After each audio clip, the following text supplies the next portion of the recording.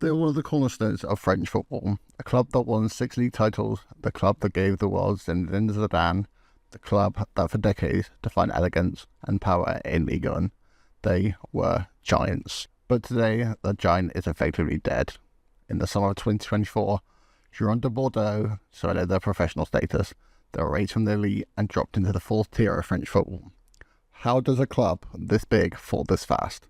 This isn't just about season, it's a story of how greed, mismanagement, and total collapse of a footballing monument.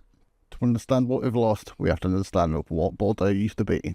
For most of their history, the Marine et Blanc, Navy and Whites were perennial contenders, but their true golden age arrived in the 1980s.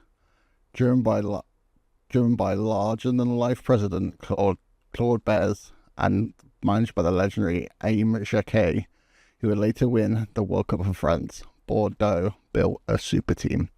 They dominated the decade, winning 3 league titles in 4 years between 84 and 87. They didn't just win, they played beautiful football. The heart of this team was the legendary Carré Magique, the magic square midfield that also powered the French national team.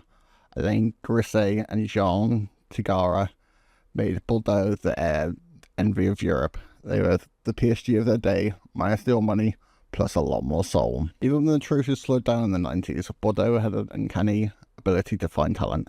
They became the bridge to the modern era by nurturing a young kid named Zinedine Zidane. In 1996, they pulled off one of the greatest upsets in modern history, down 2-0 to a mighty AC Milan side. Zidane, Zagri and Zorano tore them apart in the second leg, winning 3-0, marching to the UEFA Cup final. They were European royalty.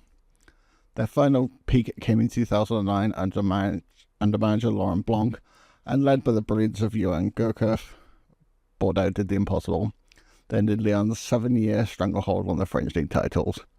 It was glorious. Double winning season, the stadium was rocking, the future looked bright. It turned out that was the last time the sun would shine on the Stade Chaban de Mars. 2010s were defined by stagnation. The long-time owners, TV giant M6, started tightening the purse strings. Their ambition faded, they became a selling club, happy to finish mid-table. The fans grew restless, football was boring, but it was stable. Until it wasn't. In 2018, M6 sold the club. This is where the nightmare truly begins. The buyers were American Investment Fund. First, GACP, then King Street.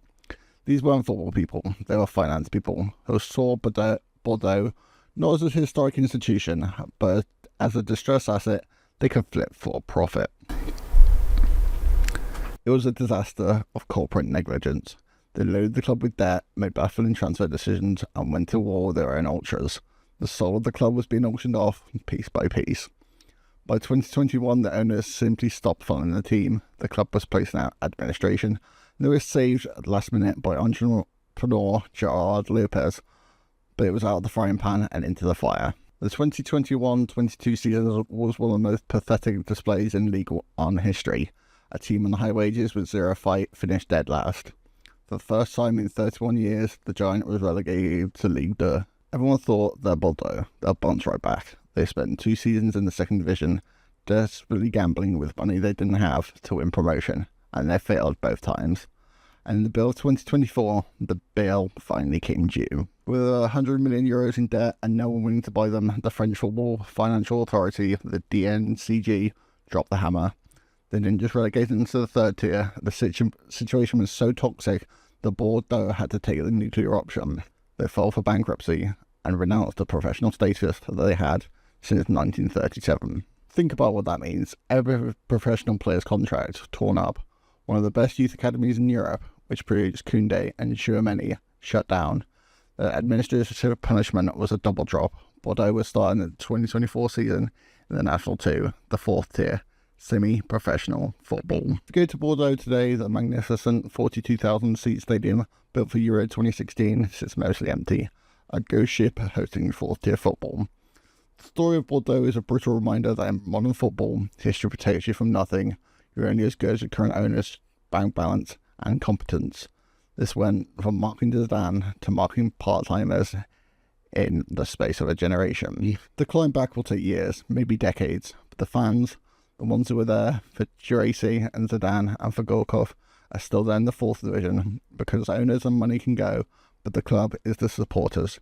Now, that's the only thing keeping the fighting pulse of Girondins de Bordeaux alive. This is maybe the biggest collapse I've ever seen. Let me know in the comments if you've seen any more.